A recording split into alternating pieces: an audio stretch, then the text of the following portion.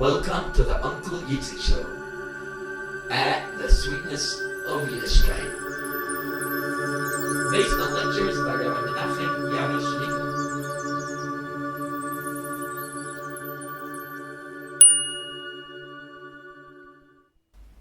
Hello children, this week's Parsha, Parshas Lecha, we will discuss the city of Sodom. Have any of you ever heard of the Dead Sea? Maybe you even visited there. Well, many years ago stood the beautiful cities of Sodom and Gomorrah before they were destroyed. Well, what was so bad about Sodom? And why did it have to be destroyed? Well, do you know who was the main judge of Sodom? The one who ruled over the city?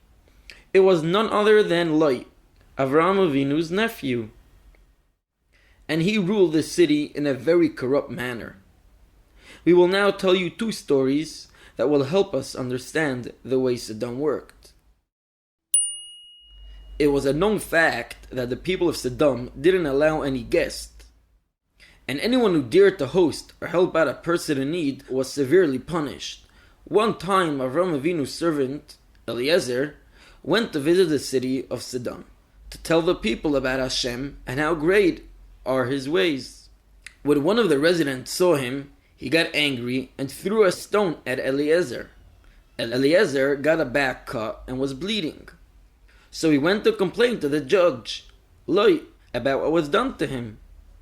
Lech heard the details of the story and ruled, "Okay, now, since this person caused you to bleed, which is a great favor for you, you shall now pay him money to thank him." In those times, children, bloodletting was considered a way of healing. Eliezer was obviously very upset when he heard what Lech said. "What? Not only did he hurt me, I shall now reward him for doing that?" With that, Eliezer bent down, lifted a large stone from the ground, and aimed it straight at Lech's face. Lech got a sharp cut, and blood began gushing down his face. "There," said Eliezer triumphantly, "I have done a great favor and caused you to bleed. And since you owe me money as a reward, you may pay it to the person that hurt me and cover my debt." Another story that happened to Eliezer when he was visiting Sodom was that he was walking around hungry. And of course, no one invited him to be their guest. As he walked down the street, he passed a wedding being celebrated. Only a limited amount of guests were invited. And of course, no unknown people or beggars. Anyone who invited a needy person was severely punished. But Eliezer was very hungry, and so he entered anyways. Right as he walked in, one of the guests came over to him. "Who invited you?" he demanded to know. "Oh," Eliezer smiled, "it was you. Don't you remember? You invited me yesterday." The man got scared that people will overhear and believe Eliezer, and so he quickly ran out of the wedding hall. Just then, another person approached Eliezer. "Who invited you?" he asked angrily. "What do you mean? You did. Don't you remember?" Eliezer replied.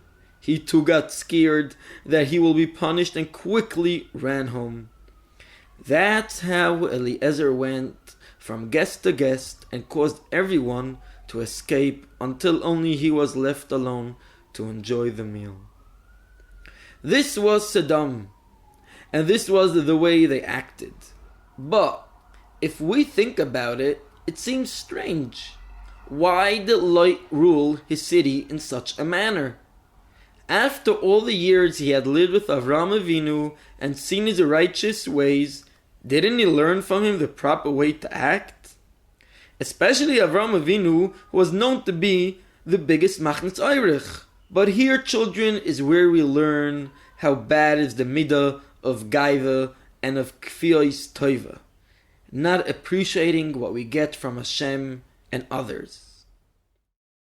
Lech did live many years with Avraham Avinu, but he felt as if he was on the same level as him. This can be seen in different places in the Chumash. How Lot didn't look up to Avram as a greater tzaddik and tried to learn from his ways, but rather he felt on an equal level to him. And that's why he didn't work on his midos, change his ways, and rule his city kindly.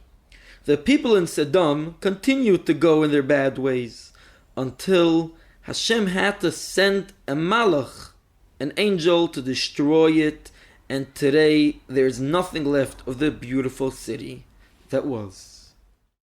From here, dear children, we learn the importance of having akaras hatov, gratitude to our teachers, rebbeim, and parents, who do so much for us. But most of all, we must not forget to have gratitude to Hashem, who wakes us up every morning, giving us from anew life and health, parents and friends, and everything we need.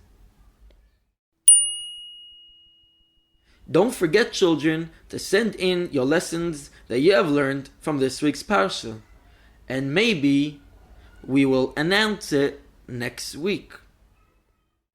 Oh, and don't miss Rabbi Mendel's Friday special, where children from all around the world can enjoy fabulous stories and even share their own ideas and have lots of fun together. See you next week on the Rabbi Yitzy's Weekly Tuesday Show.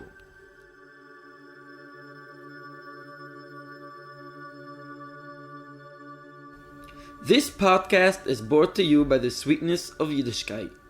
For comments, sponsorship, subscription for our Parsha sheet, and more, please contact us at thesweetkeit@gmail.com.